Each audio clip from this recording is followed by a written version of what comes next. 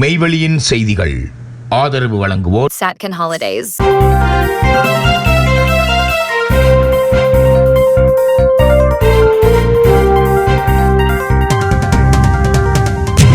வணக்கம். மெய்வெளியின் செய்திகள் வாசித்தளிப்பவர் ஷிரோமி சூரியகுமார். முதலில் இலங்கை செய்திகள்.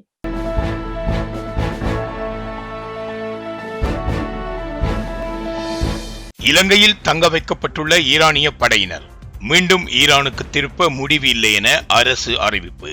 இலங்கை கடற்பரப்பில் அண்மையில் இடம்பெற்ற ஈரானிய கப்பல் மீதான தாக்குதல் குறித்த விவாதங்கள் தற்போது சர்வதேச மட்டத்தில் கவனத்தை ஈர்த்துள்ள நிலையில் இலங்கையில் தங்க வைக்கப்பட்டுள்ள ஈரானிய படையினரை மீண்டும் தாயகம் அனுப்புவது குறித்து தீர்மானிக்கப்படவில்லை என்று வெளிவிவகார அமைச்சு தெரிவித்தது. கடந்த சில வாரங்களுக்கு முன்னர் இலங்கையின் ஆழ்கடல் பகுதியில் பயணித்துக் கொண்டிருந்த ஈரானிய கப்பல் ஒன்று இலக்கு வைக்கப்பட்டு தாக்குதலுக்கு உள்ளானது.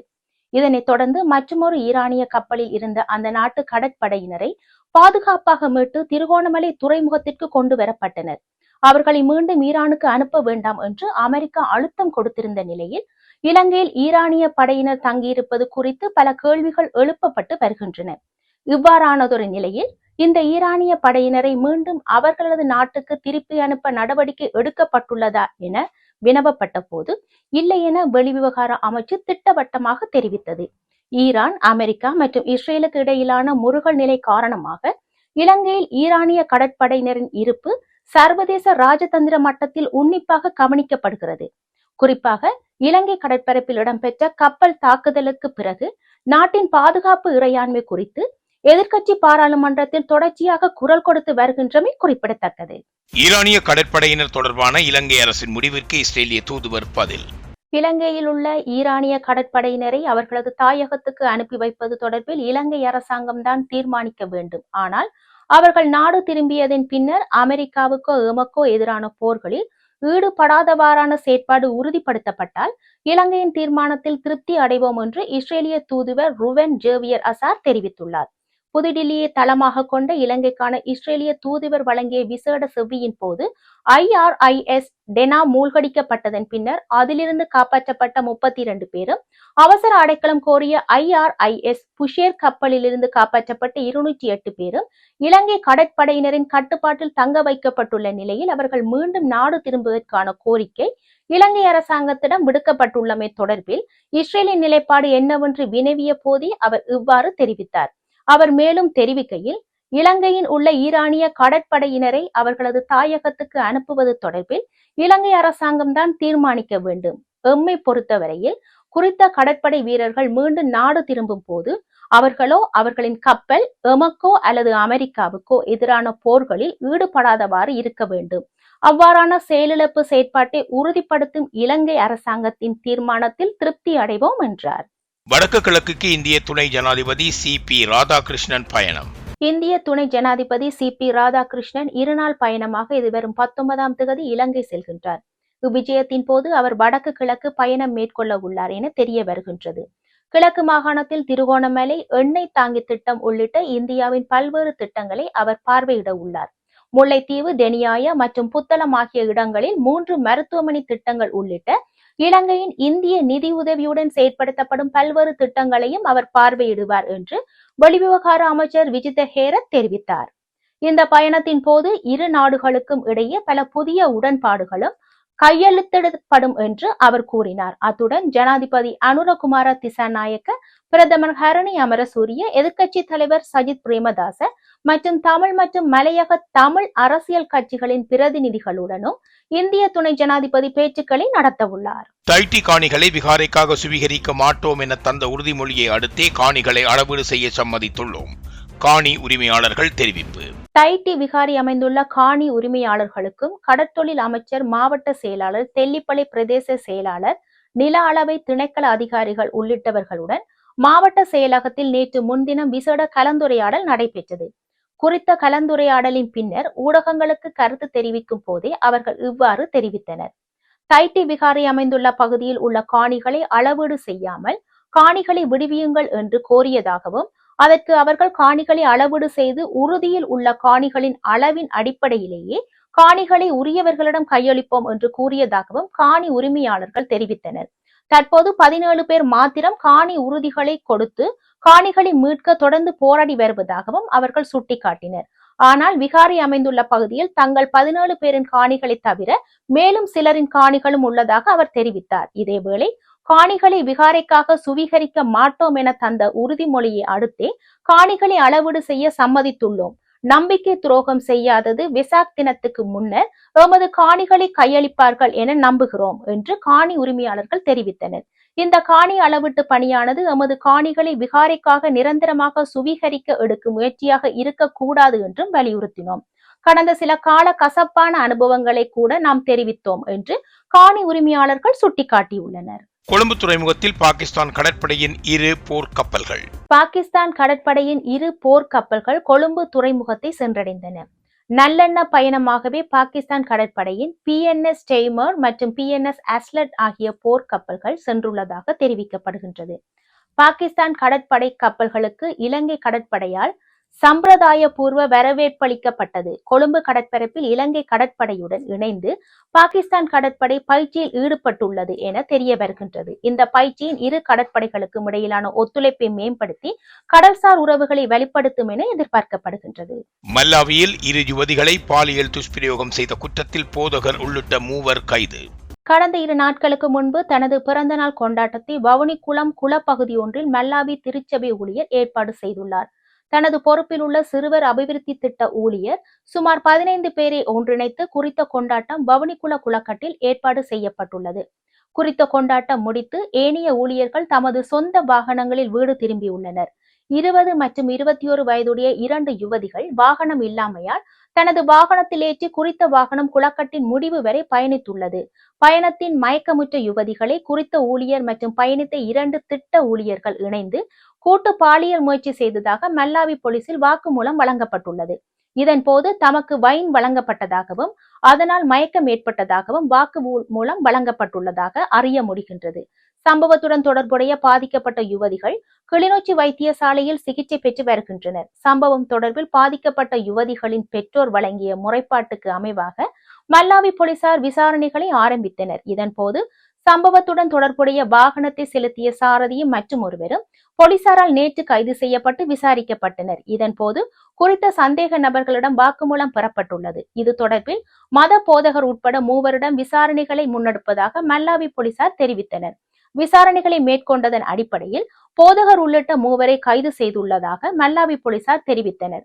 கைது செய்யப்பட்ட 3 முல்லைத்தீவு மாவட்ட நீதவான் வாசஸ்தலத்தில் இன்றைய தினம் ஆஜர்படுத்தப்பட்ட போது 3 எதிர்வரும் 22ஆம் தேதி வரை விளக்கமறியலில் வைக்க நீதவான் உத்தரவிட்டுள்ளார். செய்திகளில் இனி வருவன இந்திய செய்திகள். Discover the magic of Sri Lanka with Satkin Holidays. From breathtaking beaches to ancient temples, we offer curated travel itineraries for every kind of traveler. Our experts design the perfect journey, tailored to your needs and interests, ensuring you make the most of your time in Sri Lanka. Experience Sri Lanka's vibrant culture, pristine nature, and world-class hospitality with Satkin Holidays. Book your unforgettable adventure today with Satkin Holidays.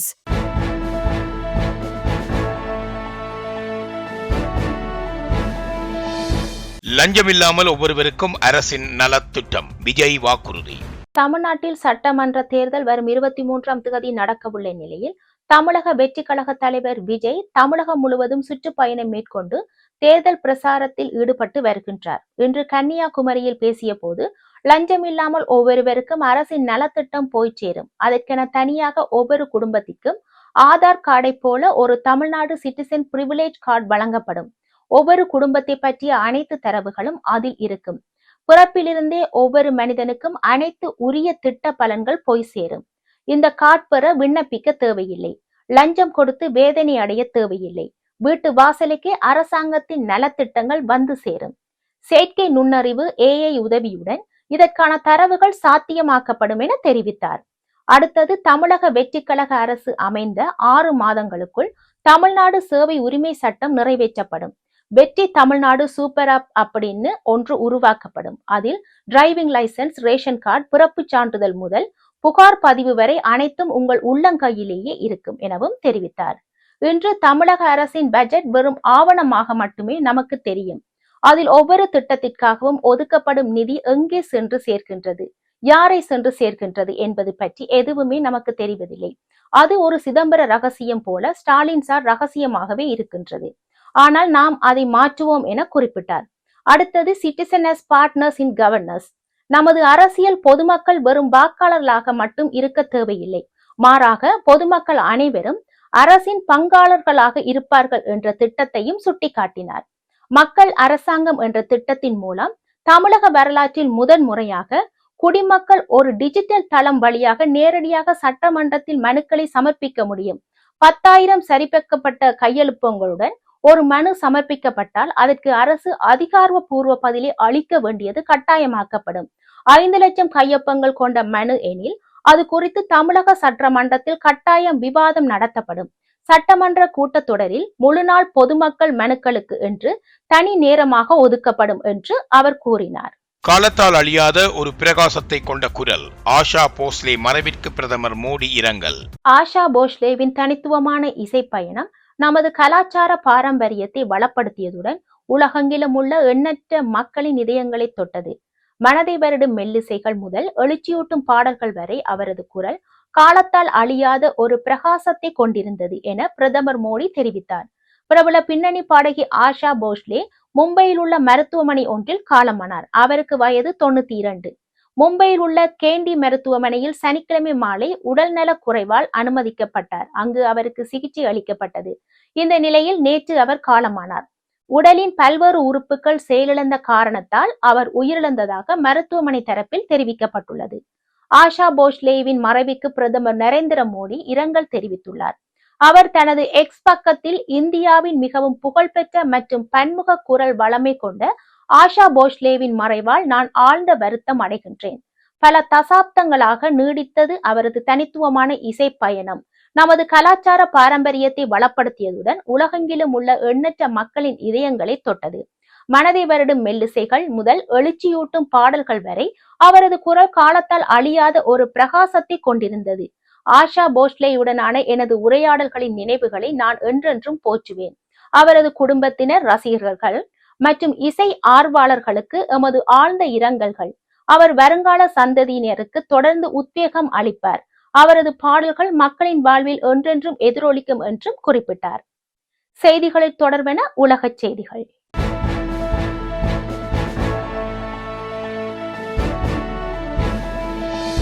Hormuz நீரிணை பதட்டம், அனைத்து தரப்புகளும் அமைதியை பின்பற்ற வேண்டும் வலியுறுத்தியது சீனா மற்றும் பிரித்தானியா. Hormuz நீரிணை பகுதியில் உள்ள ஈரானின் அனைத்து துறைமுகங்களும் முற்றுகையிடப்படும் என அமெரிக்க தரப்பில் இருந்து எச்சரிக்கை விடுக்கப்பட்டு வரும் சூழ்நிலையில் அனைத்து தரப்புகளும் அமைதியை பின்பற்ற வேண்டும் என சீனா வலியுறுத்தியுள்ளது. உலகளாவிய எரிசக்தி பாதுகாப்பை உறுதிப்படுத்த ஹார்முஸ் நீரிணை தடையின்றி இயங்குவது அவசியம் என்று சீன வெளிவிவகார அமைச்சு வலியுறுத்தியுள்ளது. சர்வதேச சமூகத்தின் பொதுவான நலன்களை கருத்தில் கொண்டு இந்த விவகாரத்தில் நடுநிலை வகிக்க சீனா தயார் என வெளிவிவகார அமைச்சின் பேச்சாளர் தெரிவித்துள்ளார். எனவே பதட்டமான சூழ்நிலையை தவிர்த்து உலகளாவிய எரிசக்தி விநியோக சங்கிலியை பாதுகாக்க இணைந்து செயற்படுமாறு சீனா கோரிக்கை விடுத்துள்ளது. அதேவேளை ஹார்முஸ் நீரிணை மீதான முற்றுகை நடவடிக்கைக்கு பிரிட்டன் ஆதரவளிக்காது என பிரதமர் கியர் ஸ்டார்மர் திட்டவட்டமாக தெரிவித்துள்ளார். எரிசக்தி விலைகளை குறைப்பதற்கான ஹார்முஸ் நீரிணை மீண்டும் திறக்கப்பட வேண்டும் என்பதே நமது நாட்டின் முக்கிய நோக்கம் எனவும் அவர் கூறியுள்ளார். இதேவேளை ஈரான் மீதான அமெரிக்காவின் துறைமுக முற்றுகை திட்டத்திற்கு உரிய பதிலடி கொடுக்கப்படும் என ஈரான் ராணுவம் எச்சரிக்கை விடுத்துள்ளது. துறைமுகங்கள் முடக்கப்பட்டால் அதனை கடற்கொள்ளை செயலாக கருதி பதிலடி கொடுக்கப்படும் என்றும் எச்சரிக்கை விடுக்கப்பட்டுள்ளது. ஹார்முஸ் நீரிணை தமது நாட்டு கட்டுப்பாட்டிலேயே இருக்க வேண்டும் என ஈரான் திட்டவட்டமாக அறிவித்துள்ளது. அமெரிக்காவின் அச்சுறுத்தல் சர்வதேச சட்டத்திற்கு எதிரானது எனவும் ஈரான் தரப்பில் சுட்டிக்காட்டப்பட்டுள்ளது. ஆஸ்திரேலிய ராணுவத்தின் 125 ஆண்டுகால வரலாற்றில் முதல் பெண் தளபதி நியமனம். ஆஸ்திரேலியாவின் பாதுகாப்பு படை தலைமை மாற்றத்தின் ஒரு பகுதியாக நாட்டின் ராணுவ வரலாற்றில் முதன்முறையாக பெண்ணொருவர் தளபதியாக நியமிக்கப்பட்டுள்ளார். தற்போதைய கூட்டுத்திறன்களின் தலைவரான லெப்டினன்ட் ஜெனரல் சூசன் கோயில் எதிர்வரும் ஜூலை மாதம் ராணுவ தளபதியாக பொறுப்பேற்க உள்ளார். அவர் தற்போது அந்த பொறுப்பில் உள்ள லெப்டினன்ட் ஜெனரல் சைமன் ஸ்வாட்டுக்கு பதிலாக பொறுப்பேற்க உள்ளார். இந்த நிலையில் ஆஸ்திரேலிய ராணுவத்தின் 125 ஆண்டுகால வரலாற்றில் முதல் பெண் தளபதி சூசன் கோயில் என பிரதமர் அந்தோனி அல்பானி தெரிவித்துள்ளார். இதேவேளை வரலாற்று சிறப்புமிக்க தருணம் என பாதுகாப்பு அமைச்சர் ரிச்சர்ட் மார்லஸ் கூறியுள்ளார். 1987 ஆண்டு ராணுவத்தில் இணைந்த சூசன் கோயில் பல முக்கிய கட்டளை பதவிகளில் பணியாற்றிய அனுபவம் கொண்டவர். ஆஸ்திரேலிய ராணுவத்தின் எந்த சேவை பிரிவிற்கும் தலைமை தாங்கும் முதல் பெண் இவரே ஆகும். இதேவேளை ஆஸ்திரேலிய பாதுகாப்பு படையில் பெண்களின் பங்களிப்பை அதிகரிக்கும் முயற்சிகளின் மத்தியில் இந்த நியமனம் இடம்பெற்றுள்ளது. தற்போது ஆஸ்திரேலிய பாதுகாப்பு படையில் சுமார் 21% பெண்கள் பணியாற்றுகின்றனர். 2030 ஆண்டுக்குள் இதனை 25 உயர்த்தவும் திட்டமிடப்பட்டுள்ளது. மேலும் பாதுகாப்பு படையில் பாலியல் துன்புறுத்தல் மற்றும் பாகுபாடு தொடர்பான குற்றச்சாட்டுகள் எழுந்துள்ள நிலையில் இந்த மாற்றம் முக்கிய முன்னேற்றமாக கருதப்படுகின்றது. அத்துடன் தற்போதைய கடற்படை தளபதியான வைஸ் அட்மிரல் மார்க் ஹெர்மன் ஆஸ்திரேலிய பாதுகாப்பு படையின் தலைவராக நியமிக்கப்பட்டுள்ளார். அவருக்கு பதிலாக ரியல் அட்மிரல் மேத்யூ பக்லி கடற்படை தலைவராக பொறுப்பேற்க உள்ளார். இத்துடன் மெய்வெளியின் செய்திகள் நிறைவு பெற்றன. தொடர்ந்து மெய்வெளியின் மேலதிக செய்திகளை பார்வையிட www.மெய்வெளி.com என்ற இணையதளத்தை பார்வையிடுங்கள். மேலும் மெய்வெளி அப்பையும் பதிவிறக்கம் செய்து கொள்ளுங்கள். வணக்கம்.